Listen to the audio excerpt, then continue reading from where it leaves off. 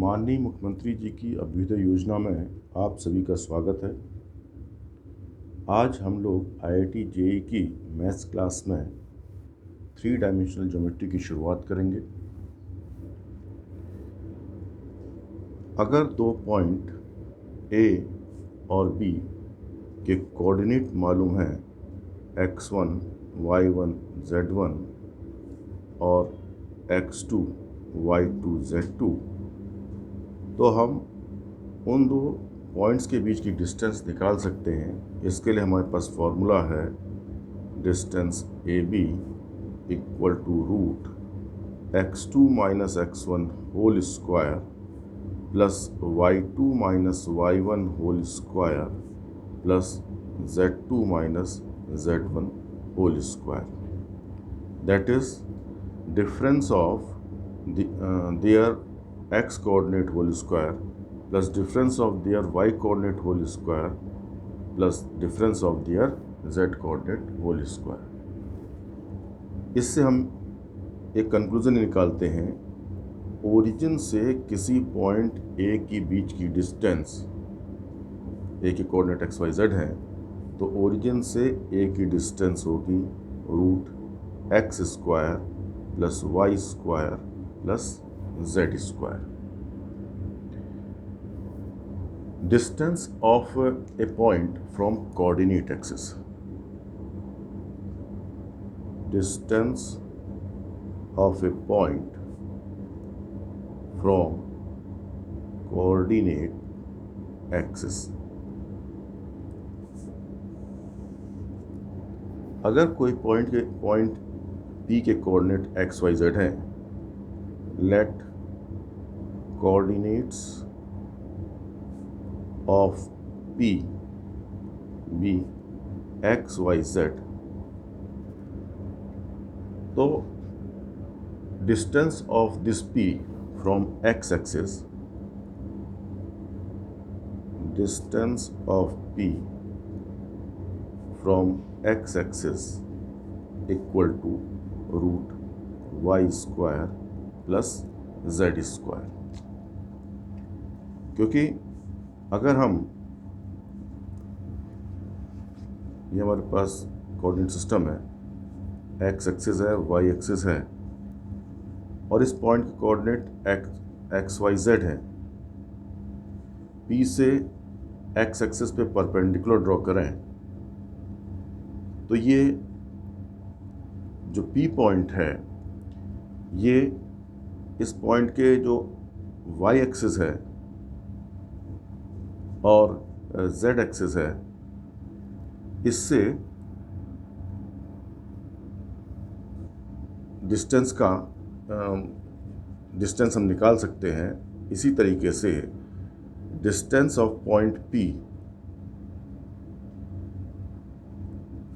From y axis equal to root y coordinate छोड़ के जो बचे दो कोऑर्डिनेट्स हैं उनके स्क्वायर का सम करें, X square plus Z square. Similarly distance of point P from z axis equal to root, इस पॉइंट के z कोऑर्डिनेट को छोड़ें तो एक्स बचते हैं X square Y square, X और वाई कोऑर्डिनेट, तो उन दो कोऑर्डिनेट के स्क्वायर का सम। यानी distance of any point from X axis equal to square root of sum of squares of their y coordinates and z coordinates. Collinearity of 3 points. Collinearity of 3 points A, B, C. 3 point collinear होंगे, इसके लिए हमको करना होगा AB length, BC length और CA length निकालनी होगी। अगर तीनों पॉइंट कोलिनियर होंगे तो sum of any two distances, then sum of any one of AB distance, BC distance and CA distance is equal to other distance. For example अगर figure से हम देखें, अगर A B C order wise collinear है, means A के बाद B के बाद सी है, then A B plus B C equal to A C length. अगर सी बीच में है, सी ए और बी के बीच में है, then A C plus B C equal to A B होगा. तो ऑर्डर का हमको क्योंकि पॉइंट्स के बारे में मालूम नहीं होगा, तो इसलिए हम करेंगे क्या, A B length, B A length और सी ए लेंथ निकालेंगे. अगर इन तीनों में से किन्हीं दो लेंथ्स का सम थर्ड लेंथ के इक्वल होगा तो वो पॉइंट कोलिनियर होंगे. क्वेश्चन है, find locus of A point, find locus of A point which is equidistant from, which is equidistance from points A 0, 2, 3 and B 2, 0, 1. तो दो पॉइंट हमारे पास हैं, ए जिसका कोऑर्डिनेट है 0, 2, 3 और बी 2, 0, 1. तो किसी भी पॉइंट का लोकस का मतलब होता है, तो locus of A point is path travelled by point under given geometrical condition. यानी पॉइंट पी का लोकस निकालना है, तो P का जो पाथ है, P जिस कर्व में लाई करता है, उसकी इक्वेशन हमको चाहिए होगी, जबकि P के लिए यहाँ पर ज्योमेट्रिकल कंडीशन दी गई है PA लेंथ और PB लेंथ इक्वल है. वैसे तो ज्योमेट्री से हम जानते हैं, क्योंकि P AB से इक्वल डिस्टेंस पे है, तो P का जो पाथ होगा वो perpendicular bisector of A B होगा. यानी पी का पाथ ये पी क्यू स्ट्रेट लाइन होगी. किसी पॉइंट का लोकस निकालने के लिए हम उस पॉइंट के कोऑर्डिनेट को x1, y1, z1 मान लेते हैं, और फिर x1, y1, z1 में एक रिलेशन निकालते हैं जिसमें कोई भी पैरामीटर या वेरिएबल, चाहे हमने एज्यूम किया हो या क्वेश्चन में दिया गया हो, नहीं होना चाहिए. जैसे यहाँ पर हम मान लेते हैं, let coordinates of P be x1, y1, z1. According question PA equal to PB, therefore PA square equal to PB square. Distance फॉर्मूले की हेल्प से P और A के बीच की डिस्टेंस होगी root x1 minus 0 whole square plus y1 minus 2 whole square plus z1 minus 3 whole square. तो PA square होगा x1 minus 0 whole square plus y1 minus 2 whole square plus z1 minus 3 whole square equal to PB square होगा x1 minus 2 whole square plus y1 minus 0 whole square plus z1 minus 1 whole square.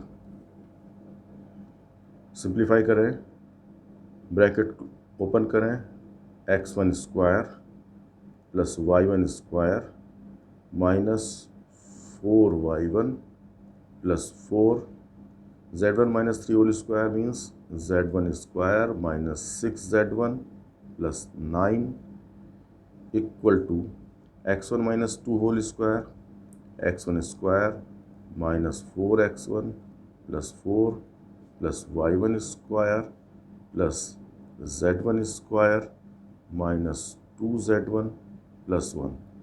x1 square, y1 square, z1 square दोनों side से cancel हो जाते हैं. X के term collect कीजिए left में, तो ये है -4x1, लेफ्ट में आएगा 4x1। वाई का टर्म कलेक्ट करते हैं, -4y1। कांस्टेंट टर्म -6z1, उधर से +2z1 आएगा तो -4z1। कांस्टेंट टर्म 4 कैंसिल हुए, कांस्टेंट टर्म है +9 और ये 1 इधर से आएगा -1, तो +8 = 0। पूरी इक्वेशन को 4 से डिवाइड कर दें तो we have x1 - y1 - z1 + 2 =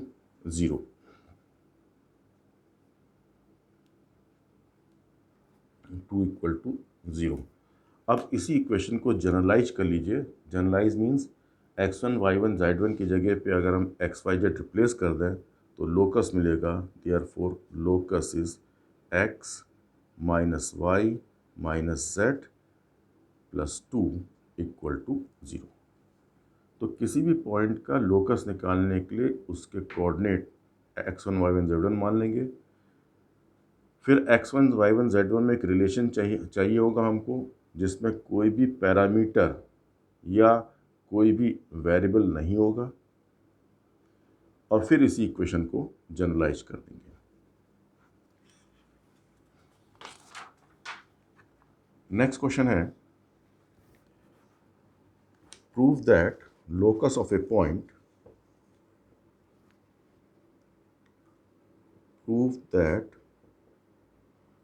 locus of a point which moves such that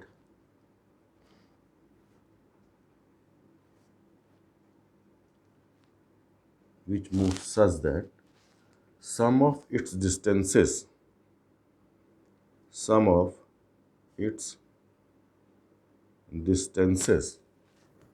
from 2 points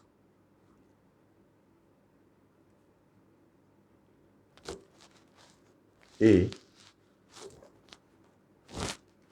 0, 0, -a and B 0, 0, a is constant and is equal to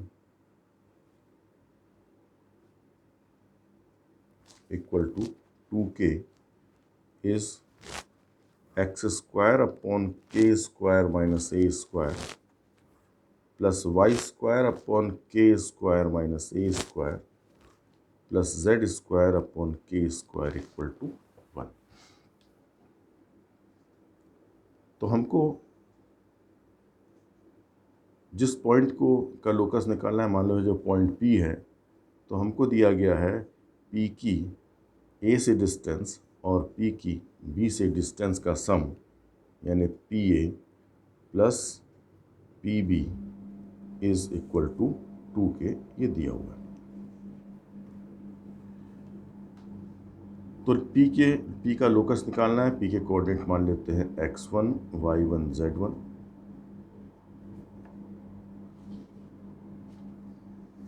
इस रिलेशन को यूज करते हैं। PA means root x1 y1 z1 की distance A 0, 0, -a से, that is x1 - 0 whole square plus y1 - 0 whole square plus z1 - -a whole square, that is z1 + a whole square plus root PB length x1 y1 z1 की distance 0, 0, a से distance, that is x1 - 0 whole square plus y1 - 0 whole square plus z1 - a whole square equal to 2k।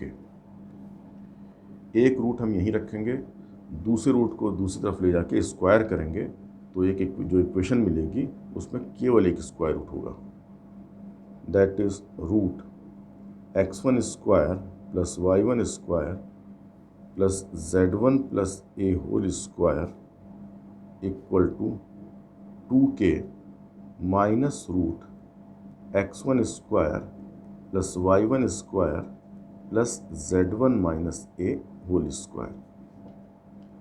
Squaring both side, left hand side में होगा हमारे पास x1 square plus y1 square plus z1 square plus 2az1 plus a square. Right hand side में a minus B whole square फॉर्मूले से first term square plus second term square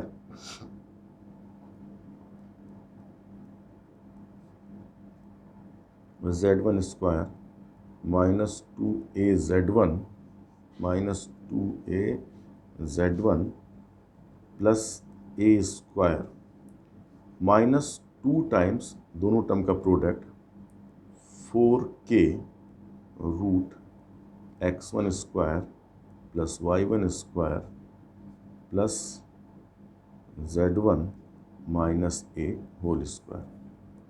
X square Y square Z square ये तीन term cancel हो गए, ए square भी दोनों side से कैंसिल हो गए, तो रूट वाला टर्म एक और छोड़ के बाकी सारे टर्म हम लेफ्ट में लाते हैं। तो वी हैव, ये दो टर्म मिलके हो जाएंगे लेफ्ट में लाने पे 4az1 minus 4k square equal to 4k into root x1 square plus y1 square plus z1 minus a whole square. पूरी इक्वेशन को 4 से डिवाइड कर दें और उसके बाद फिर स्क्वायर करते हैं दोनों साइड में, squaring both side. We have a square z1 square plus k to the power 4 minus 2ak square z1 first term square plus second term square minus दोनों टर्म के प्रोडक्ट का double equal to k square into x1 square plus y1 square plus z1 minus a whole square, that is k square x1 square plus k square y1 square plus k square z1 square minus 2ak square z1 और plus k square a square.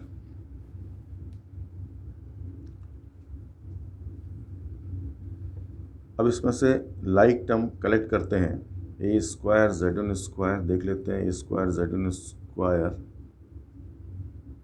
कहीं और कोई term नहीं है, k to the power 4 का भी कोई term नहीं है, minus 2 ak square z1 minus 2 ak square z1, ये दो टर्म कैंसिल हुए। सारे टर्म राइट में कलेक्ट करते हैं, तो x1 स्क्वायर वाले एक टर्म ये x1 स्क्वायर वाला है, k square x1 square, y वाला टर्म हमारे पास है plus k y1 square, z वाला टर्म हमारे पास है k स्क्वायर z1 और उधर से माइनस ए स्क्वायर z1 आएगा, तो प्लस k स्क्वायर माइनस ए स्क्वायर z1 स्क्वायर। और कांस्टेंट टर्म हम लेफ्ट में कलेक्ट करते हैं लेकिन लिख रहे हैं राइट में, तो कांस्टेंट टर्म हमारे पास z भी हो गया। अब कांस्टेंट टर्म हमारे पास दो बचे, ये है k to the power 4 minus k square a square, बल्कि इसके हम फैक्टर अगर कर दें k स्क्वायर कॉमन लें तो we have k square minus A square. क्योंकि हमको जो लाना है उसमें राइट हैंड साइड में 1 है, कांस्टेंट टर्म 1 है, तो राइट हैंड साइड को पॉजिटिव बनाने के लिए हम पूरी इक्वेशन को k square into K square minus ए स्क्वायर से डिवाइड करें तो we have K square X one square upon K square into K square minus A square plus K इस Y one square upon K square into K square minus ए square plus K square minus ए square Z one square upon K square into K square minus ए square, और right hand side में से ही क्योंकि divide के expression से divide किया तो 1 होगा। जरा वाई वन स्क्वायर वाला टर्म देखिए, ये के स्क्वायर वाई वन स्क्वायर था, के स्क्वायर कैंसिल हुआ तो we have X one square upon K square minus A square plus Y one square, K square cancel तो के स्क्वायर माइनस ए square, इसमें के स्क्वायर माइनस ए square factor cancel होगा तो Z one square upon K square equal to 1। इस equation को generalize कर दीजिए, that is therefore locus is X square upon K square minus A square plus Y square upon K square minus A square plus Z square upon K square equal to 1। यही हमको proof करना था। Next हम पढ़ते हैं section formula. Section formula, अगर 2 point A और B के कोऑर्डिनेट्स हमको मालूम हैं x1 y1 z1 और x2 y2 z2, और कोई point A B line segment पर है, तो हम कहते हैं कि P divides A B, P divides A B in the ratio PA is to PB। P से ही एक पॉइंट्स A की डिस्टेंस और P से ही B की डिस्टेंस का रेशियो ही कहलाएगा कि वो रेशियो कहलाएगा जिस P ए बी को जिस रेशियो में डिवाइड करता है। तो हम यहाँ पर कहेंगे P divides A B internally in the ratio, क्योंकि ए बी लाइन सेगमेंट में है, internally in the ratio P is to PB। तो P के कोऑर्डिनेट हम अगर हमको रेशियो मालूम है, मान लेते हैं P ए बी को m is to n के रेशियो में डिवाइड कर रहा है, that is PA upon PB m upon n है। तो P के जो कोऑर्डिनेट हैं सेक्शन फॉर्मूले से होगा mx2 plus nx1 upon m plus n, my2 plus ny1 upon m plus n, और mz2 plus nz1 upon m plus n। इसको एक डायग्राम से भी आप याद कर सकते हैं। रेशियो लिख लीजिए m और n। m पार्ट की ओर पॉइंट A है, तो m पार्ट की ओर पॉइंट A का x कोऑर्डिनेट लिख लीजिए x1, और n पार्ट की ओर दूसरे पॉइंट का x कोऑर्डिनेट x2 लिख दें। तो m, ये एरो बनाया गया है, इस एरो के अलॉन्ग रीड करें तो mx2 plus nx1 upon m plus n। दूसरी बात इसमें है कि यही चीज़ जब y कोऑर्डिनेट निकालना होगा तो ऐसा ही फिगर हम डायग्राम बनाएंगे m और n, और m के नीचे y1 और n के नीचे y2 रखेंगे। अगर P लाइन सेगमेंट AB पे नहीं है, या तो AB के प्रोड्यूस्ड पार्ट पे है या BA के प्रोड्यूस्ड पार्ट पे है, तो हम कहते हैं P divides A B externally in the ratio. फिर वही P से A की डिस्टेंस और P से B की डिस्टेंस का ले करके रेशियो निकालेंगे। यानी कहेंगे P divides A B externally in the ratio PA is to PB। तो उस केस में अगर P AB को M/N के रेशियो में डिवाइड कर रहा है, M/N के रेशियो में, तो ऊपर का जो फॉर्मूला लिखा गया था उसमें जहाँ जहाँ प्लस है उसकी जगह पे माइनस रख देते हैं। तो P के कोऑर्डिनेट निकलेगा mx2 minus nx1 upon m minus n, my2 minus ny1 upon m minus n, mz2 minus nz1 upon m minus n। अब बात करते हैं मिड पॉइंट की। अगर P पॉइंट AB का मिड पॉइंट है तो P AB को 1:1 के रेशियो में डिवाइड, इंटरनली 1:1 के रेशियो में डिवाइड कर रहा है। तो जो पहला formula, section formula internal division का है, उसमें m और n की जगह पे अगर 1 रख दें तो P के कोऑर्डिनेट होंगे x2 plus x1 upon 1 plus 1। तो उस केस में मिड पॉइंट के कोऑर्डिनेट होंगे x1 plus x2 upon 2, y1 plus y2 upon 2 plus z1 plus z2 upon 2।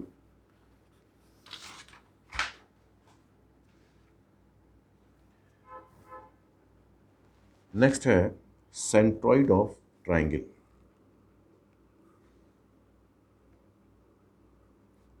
Centroid of a triangle. हम जानते हैं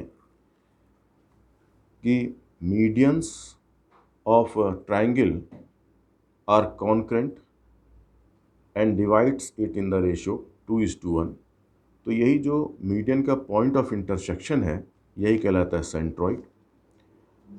सेक्शन फॉर्मूले की हेल्प से हम सेंट्रॉइड के कोऑर्डिनेट निकाल सकते हैं। अगर ए के कोऑर्डिनेट ट्राइंगल ABC में ए के coordinate x1 y1 z1, B के कोऑर्डिनेट x2 y2 z2 और सी के कोऑर्डिनेट x3 y3 z3 हैं, तो सेंट्रॉइड के कोऑर्डिनेट होंगे x1 plus x2 plus x3 upon 3, comma y1 plus y2 plus y3 upon 3, comma z1 plus z2 plus z3 upon 3।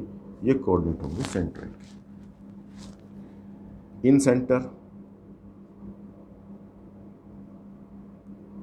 Centre क्या होता है? Triangle के का जो इन सर्किल है, मीन्स वो सर्किल जो ट्राइंगल के अंदर ही अंदर है और तीनों साइड को टच करते हुए जा रहा है, वो कहलाता है ट्राइंगल का इन सर्किल, और उस सर्किल का सेंटर कहलाता है इन सेंटर। तो सेक्शन फॉर्मूले की हेल्प से हम इन सेंटर के कोऑर्डिनेट निकाल सकते हैं। अगर ट्राइंगल ABC के वर्टिसेस ABC के coordinate x1 y1 z1, x2 y2 z2 और x3 y3 z3 हैं, और A वर्टेक्स के सामने की साइड BC की लेंथ अगर A है, B वर्टेक्स के सामने की साइड AC की लेंथ को B लिया जाए और C के सामने की साइड को C से रिप्रेजेंट करें, यानी अगर हमें ट्राइंगल की तीनों साइड की लेंथ मालूम है, तीनों वर्टेक्स के कोऑर्डिनेट मालूम है, तो हम इन सेंटर निकाल सकते हैं। वो होगा A इंटू A के सामने का x coordinate AX1 plus B into B के सामने का वर्टेक्स का x coordinate BX2 plus C into C के सामने के वर्टेक्स, C के अपोजिट वर्टेक्स का x coordinate CX3 upon sum of length of sides A plus B plus C, यानी AX1 plus B X two plus C X three upon A plus B plus C. Y coordinate होगा A Y two plus A Y one plus B Y two plus C Y three upon A plus B plus C. और z coordinate होगा A Z one plus B Z two plus C Z three upon A plus B plus C. Section फॉर्मूले पे question लेते हैं। By section formula show that by section formula show that points A 2, 3, 4, B -1 to -3 and C -4, 1, -10 are collinear. Also find the ratio in which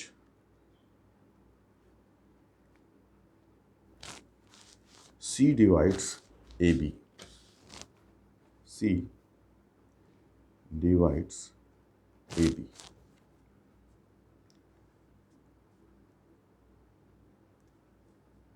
तो A के coordinate हैं 2, 3, 4, B के coordinate हैं -1 to -3, -1 to -3, और P अगर collinear होगा A B के तो इसका मतलब है P या तो ए बी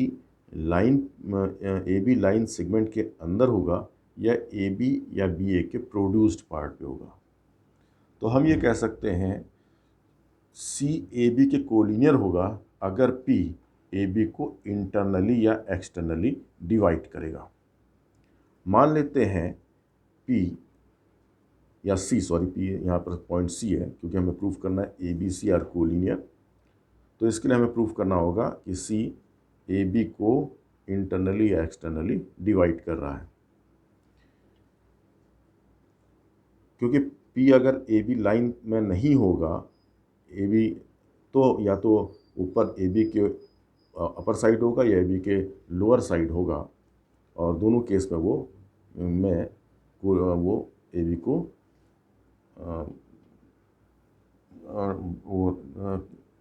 ए बी को डिवाइड नहीं कर रहा होगा। तो हमें प्रूफ करना है सी ए बी को डिवाइड करता। मान लेते हैं सी ए बी को k:1 के रेशियो में डिवाइड कर रहा है। अगर k की वैल्यू निकलती है तो इसका मतलब है C डिवाइड करेगा। अगर k की वैल्यू हम नहीं निकाल पाएंगे, मतलब k की वैल्यू निकलनी, कोई k की ऐसी वैल्यू पॉसिबल नहीं है, तो हम कहेंगे ये डिवाइड नहीं कर रहा है। तो पहला काम हमें करते हैं, C के कोऑर्डिनेट सेक्शन फॉर्मूले से निकालते हैं। C के कोऑर्डिनेट सेक्शन फॉर्मूले से formula mx2 plus mx1 x2 plus nx1 upon m plus n फॉर्मूले से निकालते हैं। तो -k plus 2, k into -1 plus k into 2, minus k plus 2 upon k plus 1। y coordinate होगा k into 2 plus 1 into 3, that is 2k plus 3, 2k plus 3 upon k plus 1। z coordinate होगा -3k plus 4, -3k plus 4 upon k plus 1। जबकि c के coordinate हमको दिए गए हैं -4, 1, -10। क्योंकि हर पॉइंट के कोऑर्डिनेट यूनिक होते हैं, इसलिए equating x coordinate k plus 2 upon k plus 1 equal to -4। दूसरी इक्वेशन होगी हमारे पास 2k plus 3 upon k plus 1 equal to 1। और थर्ड इक्वेशन होगी -3k plus 4 upon k plus 1 equal to -10। ये 3 इक्वेशन हैं। अगर ऐसा कोई k हम निकाल पाएँ, k की ऐसी वैल्यू निकाल पाएँ जो तीनों इक्वेशन को सेटिस्फाइड होगी, तो हम कहेंगे k की वैल्यू पॉसिबल है, मीन्स c जो है इंटरनली एक्सटर्नली डिवाइड कर रहा है, अदरवाइज नहीं। तो पहली इक्वेशन को लेके चलते हैं। तो -k plus 2 equal to -4k minus 4, k के टर्म लेफ्ट में लाएँ तो 3k इक्वल टू 2।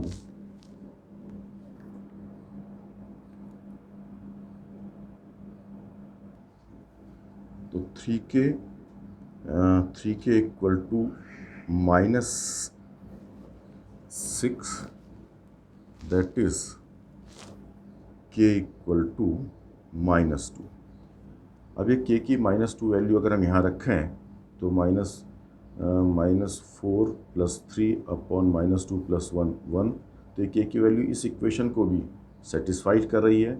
k की वैल्यू अगर हम इस इक्वेशन में रखें तो ये k की वैल्यू इस इक्वेशन को भी सेटिस्फाइड कर रही है। तो k इक्वल टू -2 निकला।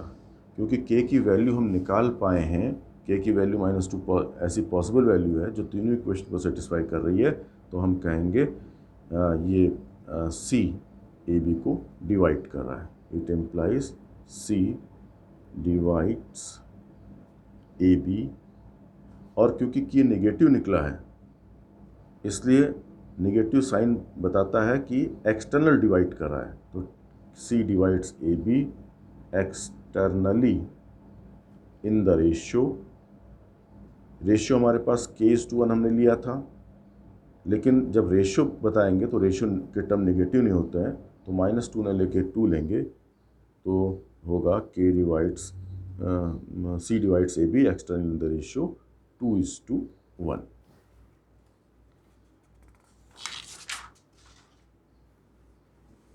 नेक्स्ट है शो दैट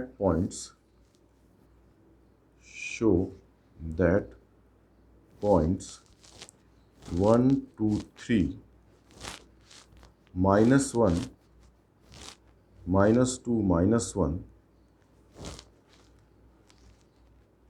2 3 2 and 4 7 6 are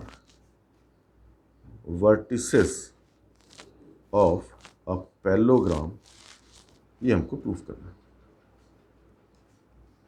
कि ये 4 पॉइंट दिए गए हैं।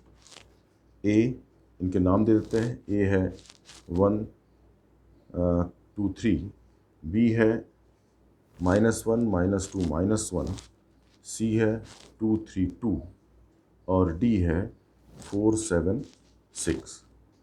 हमको प्रूफ करना है A B C D parallelogram है।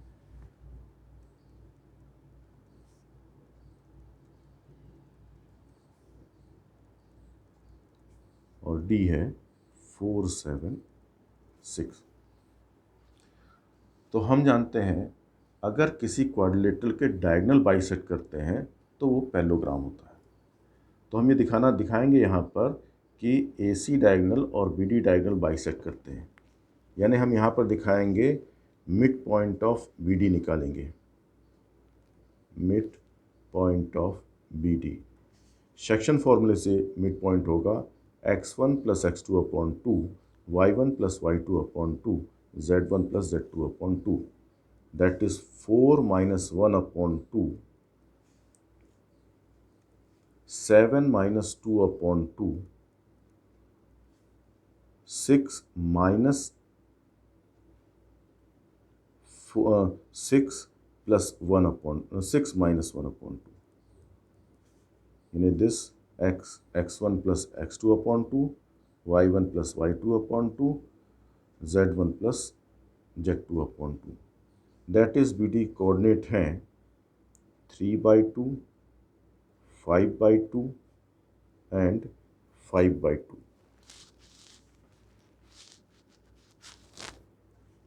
अब हम कोऑर्डिनेट निकालते हैं AC का मिड पॉइंट। तो mid point of AC x1 + x2/2 1 plus 2/2, y1 plus y2/2, 2 plus 3/2, z1 plus z2/2, that is 3 plus 2/2, that is 3/2, 5/2, 5/2। तो हमने यहाँ पर दिखाया midpoint of B D equal to is same as midpoint of A C, यानी diagonal bisect each other.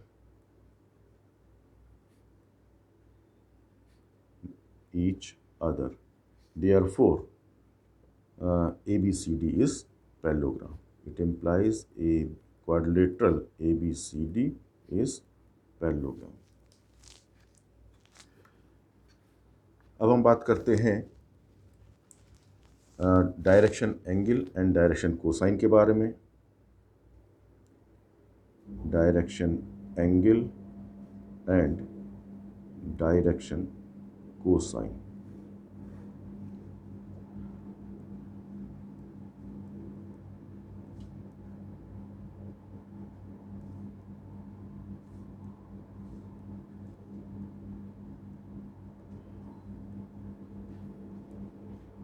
अगर कोई line X axis के साथ अल्फा एंगल बना रही है और पॉजिटिव वाई एक्सिस के साथ वाई एंगल बना रही है और पॉजिटिव जेड एक्सिस के साथ गामा एंगल बना रही है, मींस ये कोऑर्डिनेट एक्स, ये लाइन अगर लाइन कोऑर्डिनेट एक्सिस के साथ अल्फा बीटा गामा बना रही है तो अल्फा बीटा गामा कहलाते हैं direction angle of that line. और cosine of these angle that is cos alpha, cos beta, cos gamma, ये कहलाते हैं डायरेक्शन कोसाइन। इन डायरेक्शन कोसाइंस को हम लोग शॉर्ट फॉर्म में LMN से रिप्रेजेंट करते हैं और हमारे पास होता है LMN में एक रिलेशन है L square plus M square plus N square equal to 1।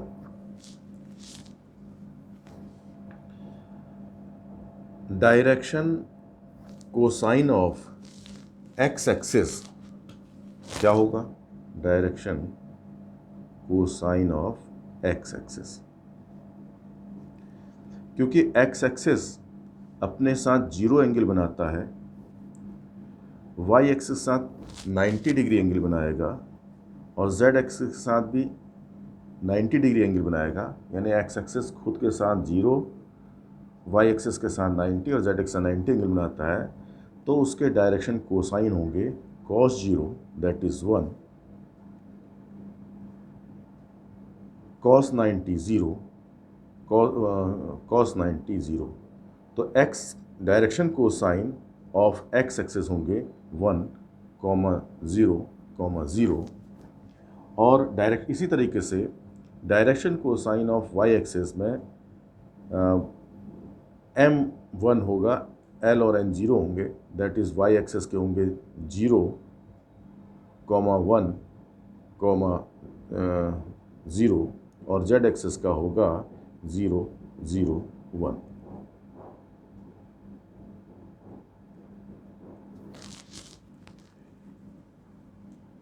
अब यहाँ पर एक चीज़ नोट करने वाली बात है कि अगर if LMN are direction cosine of line OP and OP length R है, इक्वल टू R है, तो हम P के कोऑर्डिनेट निकाल सकते हैं। यानी लाइन के डायरेक्शन कोसाइन मालूम है और ये ध्यान दीजिएगा ये OP ओरिजिन है, तो हम और OP लेंथ R है, यानी किसी भी पॉइंट की ओरिजिन से डिस्टेंस अगर हमको मालूम है और उस OP के डायरेक्शन कोसाइन मालूम है, तो P के कोऑर्डिनेट होंगे LR plus MR, LR, MR, N R उसके कोऑर्डिनेट होंगे। अब बात आती है डायरेक्शन रेशियो की। कोई भी 3 नंबर्स ए बी सी जो LMN के प्रोपोर्शनल हैं, that is if A is to B is to C is proportional to L is to M is to N। अगर प्रोपोर्शनल हैं तो हम कहेंगे ABC को डायरेक्शन रेशियो कहलाएंगे। Then ABC is called direction ratio. क्योंकि किसी भी लाइन का डायरेक्शन कोसाइन तो यूनिक होगा, लेकिन डायरेक्शन रेशियो इनफाइनेटली मैनी होंगे। मान लीजिए किसी वेक्टर के डायरेक्शन कोसाइन 1/√3, वो एक्सिस इक्वली इंक्लाइंड है तो 1/√3 1/√3 1/√3 है, तो उसके डायरेक्शन कोसाइन है। लेकिन इनके प्रोपोर्शनल जो भी नंबर लेंगे, जैसे 1 1 1 या 2 2 2 3 3 3 सो ऑन, ये सब के सब डायरेक्शन रेशियो कहलाएंगे। तो डायरेक्शन रेशियो यूनिक नहीं होता है, डायरेक्शन रेशियो इनफाइनेटली मैनी होते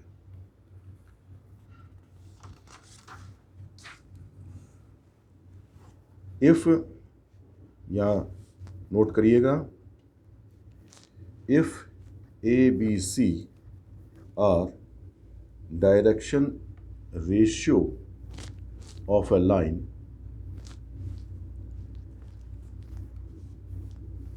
अगर एक लाइन है उसके डायरेक्शन रेशियो ABC है, तो उसके, मान लीजिए A लाइन है, AB लाइन है, तो इसके DR है ABC, तो इसके पैरेलल वेक्टर जो होगा वो हम निकाल सकते हैं, वो होगा AI + BJ + CK। अगर यहीं पर लाइन के डायरेक्शन कोसाइन मालूम है LMN, तो लाइन के पैरेलल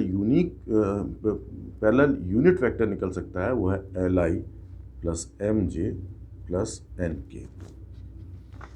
तो ये 2 रिज़ल्ट बड़े इम्पॉर्टेंट हैं। इसके अलावा नेक्स्ट रिज़ल्ट है, अगर किसी लाइन के डायरेक्शन कोसाइन LMN है और उसके डायरेक्शन रेशियो ABC हैं, तो इनमें एक रिलेशन होता है कि L = तो LMN का जो सेट है वो होगा A/√A² + B² + C², B/√A² + B² + C², C/√A² + B² + C²। कहने का मतलब है कि अगर डायरेक्शन रेशियो दिए गए हैं तो हम डायरेक्शन कोसाइन निकाल सकते हैं। इसके लिए करना क्या होगा कि हमें डायरेक्शन रेशियो के ईच टर्म को √A² + B² + C², that is square root of sum of squares of all 3 terms of direction ratio से डिवाइड करना होगा।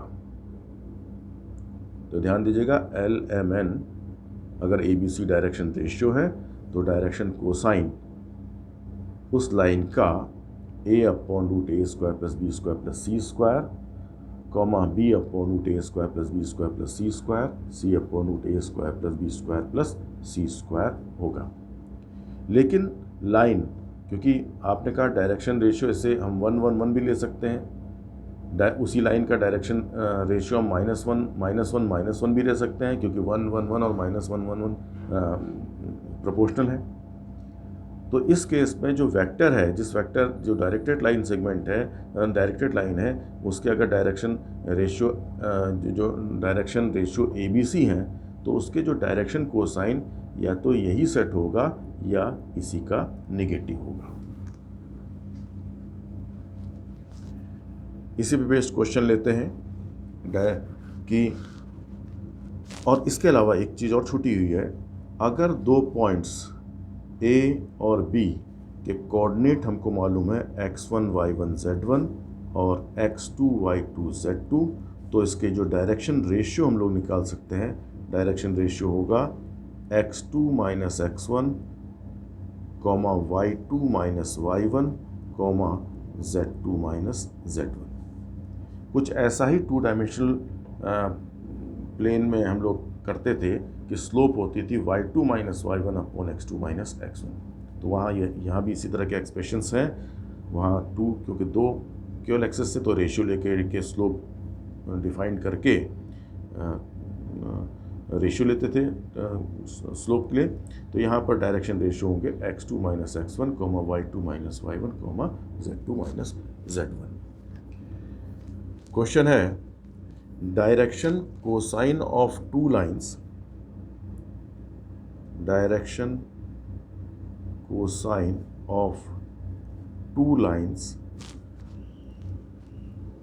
which are connected by relation, which are connected by the relations L minus 5m plus 3n equal to 0 and 7l square plus 5m square minus 3n square equal to 0, तो वो direction cosine हमको निकालने हैं।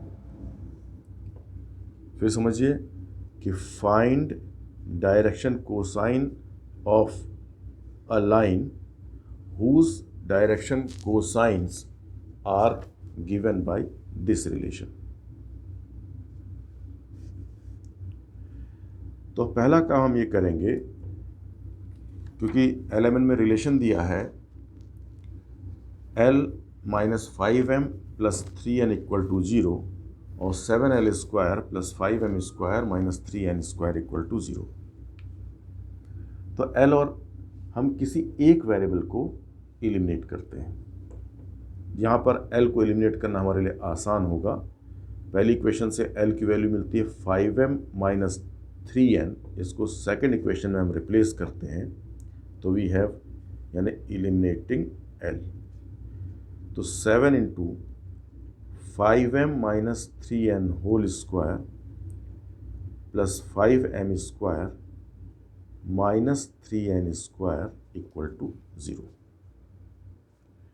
That is 7 into 25m square plus 9n square minus 30mn plus 5m square minus 3n square equal to 0। तो 175 plus 5 180m square minus 210mn 63 minus 3 that is plus 60n square equal to 0। 10 से पूरी equation को divide करते हैं और 3 से फिर divide करते हैं, पूरी इक्वेशन के हर टर्म को डिवाइड करते हैं। 3 2 जा, 3 7 जा, 3 9 जा, तो हमें इक्वेशन मिलती है 9m square minus 7mn plus 2n square. Sir यहाँ 3 से डिवाइड किया है तो ये हो जाएगा 3 से 3 6 12 के ऐसे फैक्टर 12 के फैक्टर करने हैं जिसका सम 7 हो, तो 4 और 3, तो 6m square minus 4mn minus 3mn plus 2n square equal to 0। 2m common लेते हैं तो वी हैव 2m कॉमन लेने पे we have 3m minus 2n, minus n common लें तो 3m minus 2n equal to 0। तो 3m minus 2n into 2m minus n equal to 0। Either m upon n equal to minus 2/3 और m upon n equal to equal to 1/2। तो यानी अगर हम ये ले सकते हैं, m हमारे पास है -2 लैम्डा, तो n होगा 3 लैम्डा। 2 सेट हमको मिल रहे हैं और उधर m k है तो n 2k है। m और n की वैल्यू फर्स्ट इक्वेशन में रख करके l की वैल्यू निकालें। ये जो फर्स्ट इक्वेशन थी, इससे हमारे पास था l, इससे हमारे था l equal to 5m minus 3n, 5m minus 3n, that is minus 10 lambda, 10 lambda minus 3n minus 9 lambda, that is minus 19। एक करेक्शन यहाँ पर है, m/n 2/3 है तो 2, तो 5 2 जा 10 लैम्डा, l की वैल्यू n की जगह पे रखा है 3 लैम्डा माइनस 9, दैट इज ये आएगा लैम्डा। तो l is to m is to n, l 1 is to m is to 1 निकलेगा यहाँ पर 1। ये लैम्डा 2 लैम्डा 3 लैम्डा, तो एलिमेंट का रेशियो निकलेगा 1 2 3। तो लाइन के जो हमारे तो लाइन के डायरेक्शन रेशियो निकल आए हमारे, यानी एलिमेंट के प्रोपोर्शनल निकल आया। तो इससे हमारे पास हम डायरेक्शन कोसाइन निकाल सकते हैं। ये √1 square plus 2 square plus 3 square होगा 9 10 14 होगा, √14 होगा।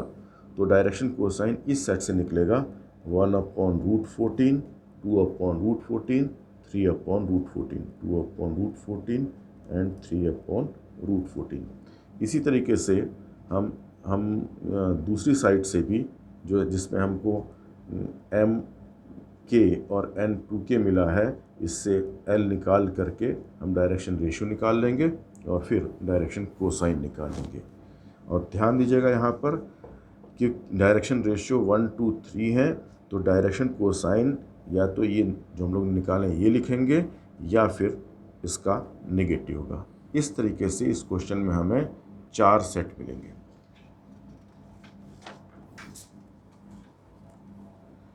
If a line makes angle, question है if a line makes angles alpha, beta, gamma with coordinate axis, then find the value of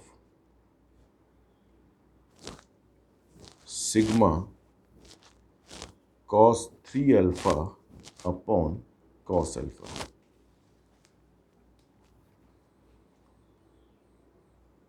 तो हमको निकालना है, क्योंकि लाइन के डायरेक्शन एंगल दिए गए हैं अल्फ़ा बीटा गामा, और हमको निकालना है sigma cos 3 alpha upon cos alpha. That is, इस पर 3 टर्म होंगे। पहला ये 3 टर्म्स का सम है। पहला टर्म है cos 3 alpha upon cos alpha, दूसरा होगा cos 3 beta upon cos beta, तीसरा होगा cos 3 gamma upon cos gamma.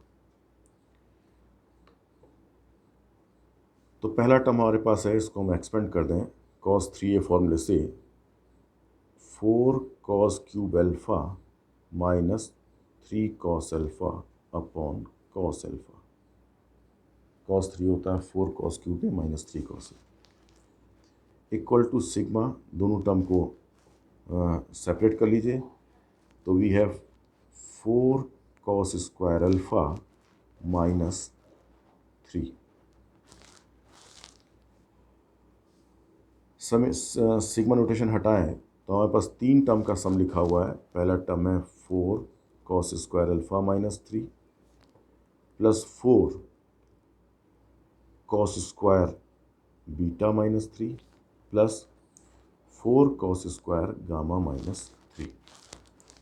First term तीनों ब्रैकेट के कलेक्ट करें तो ये 4 times cos square alpha plus cos square beta plus cos square gamma -3 तो -9 इक्वल टू 4। क्योंकि cos alpha cos beta cos gamma direction cosine है और इनके स्क्वायर का सम 1 होता है, that is we have 4 into 1 -9 that is equal to -5।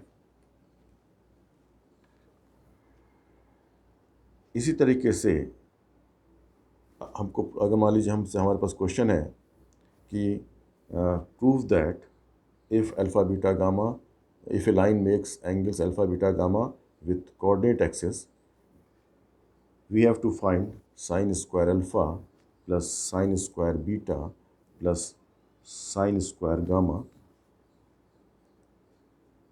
हमको निकालना है। तो क्योंकि हमें मालूम है कि cos square alpha plus cos square gamma plus cos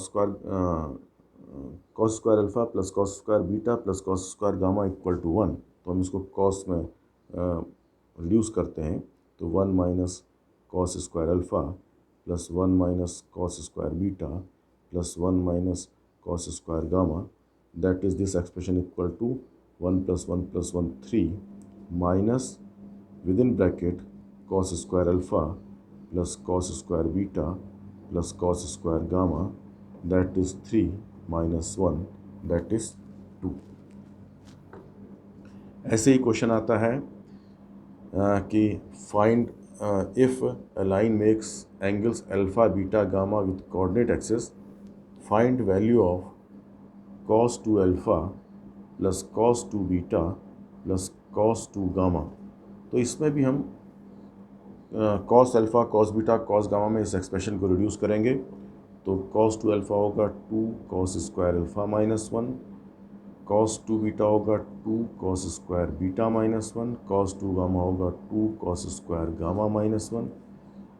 cos वाले टर्म कलेक्ट करें तो we have 2 times cos square alpha plus cos square beta plus cos square gamma. Constant term collect करें -1 मिलके -3 होगा दैट इज़ 2। ये expression 1 होता है 2 into 1 minus 3 that is equal to -1।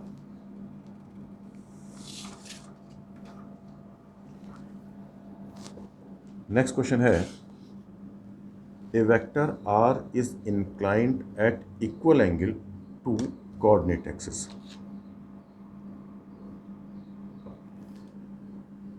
A vector R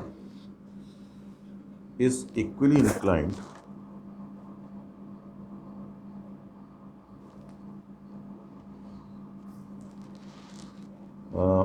with coordinate axis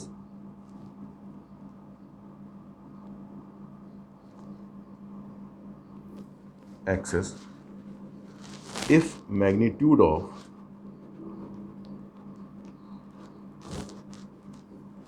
vector R is 6 unit, find vector R। इस बात को आप नोट करिएगा, अगर कोई वेक्टर कोऑर्डिनेट एक्सिस के साथ इक्वली इंक्लाइंड है तो उसके डायरेक्शन कोसाइंस 1/√3, 1/√3, 1/√3 होंगे या -1/√3 -1/√3 -1/√3 होंगे। इसका डेरिवेशन अभी हम करते हैं यहाँ पर। तो डेरिवेशन में इसमें है, और फिर इसी जब वेक्टर का डायरेक्शन एंगल आपको डायरेक्शन कोसाइन मालूम है, तो हम उसके अलोंग यूनिट वेक्टर निकाल लेंगे और उस यूनिट वेक्टर को हम 6 से मल्टीप्लाई करेंगे तो हमें वेक्टर आर मिल जाएगा। तो क्योंकि line makes equal angle with coordinate axis, तो मान लेते हैं let alpha equal to beta equal to gamma equal to theta. यानी अगर line X axis coordinate axis alpha beta gamma बना रही है, तो क्योंकि अकॉर्डिंग क्वेश्चन वो इक्वल है, मान लेते हो थीटा है। क्योंकि हम जानते हैं cos square alpha plus cos square beta plus cos square gamma equal to 1 होता है। Therefore cos square theta plus cos square theta plus cos square theta 1 होगा, that is 3 cos square theta 1 होगा, that is cos square theta 1/3 होगा, that is cos theta 1/3 होगा, that is cos theta हो जाएगा 1/√3 plus minus 1/√3। यानी cos alpha और भी 1 plus minus 1/√3 होगा, कॉस बीटा भी प्लस माइनस 1/√3 होगा, कॉस गामा भी प्लस माइनस 1/√3 होगा। यानी डायरेक्शन कोसाइन ऑफ वेक्टर होगा प्लस माइनस 1/√3, 1/√3, 1/√3। तो डायरेक्शन कोसाइन मालूम हो गया हमको। तो unit vector along R vector, क्योंकि आर वेक्टर के डायरेक्शन कोसाइन मालूम है, इक्वल टू हो जाएगा plus minus 1/√3i plus 1/√3j plus 1/√3k। R का मैग्नीट्यूड 6 है, therefore R vector equal to 6, इसको मल्टीप्लाई कर दें तो plus minus 6 into 1/√3i plus 1/√3j plus 1/√3k, that is plus minus 6/√3 times i plus j plus k। Rationalise कर लें इसको तो we have plus minus 2√3 into i plus j plus k।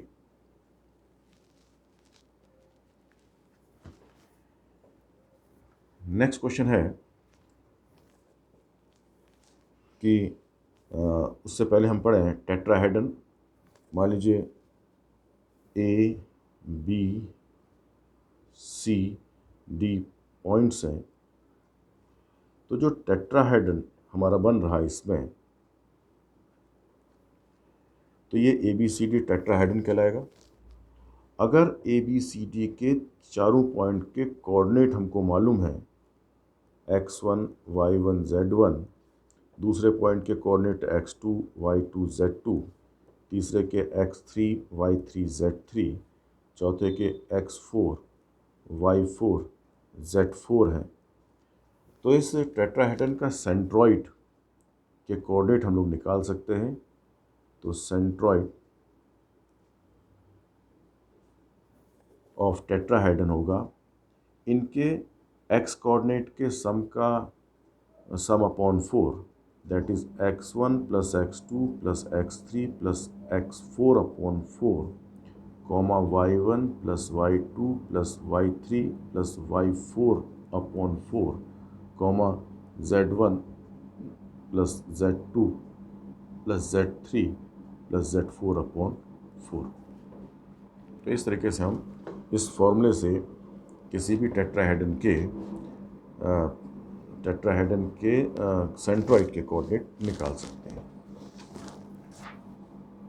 एक question इस पे लेते हैं if the centroid of tetrahedron, if the centroid of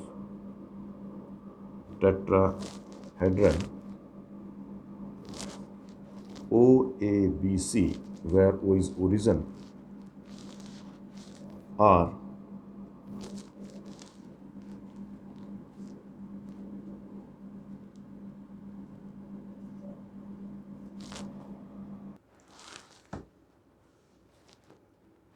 if the centroid of tetrahedron OABC, where ABC, A, B, and C are A, 2, 3, 1, B, 2, 1, B, 2, and 2, 1, C, respectively, B, 1, 2, 3, then find the distance,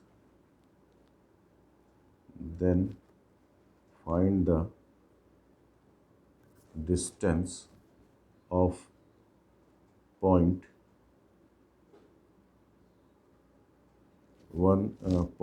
P, ABC, A, B, C from origin.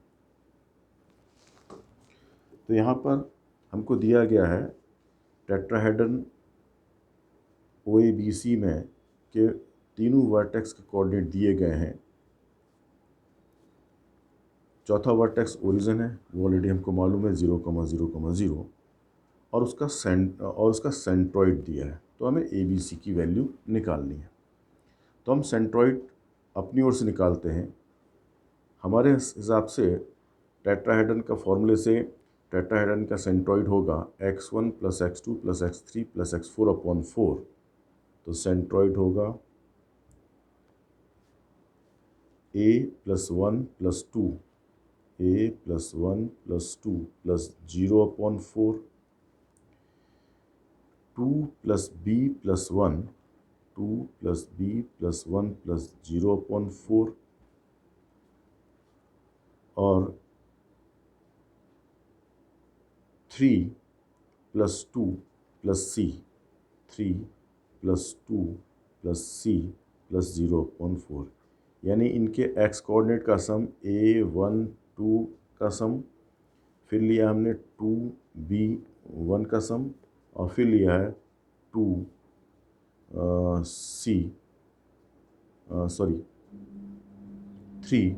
2c का सम लिया है।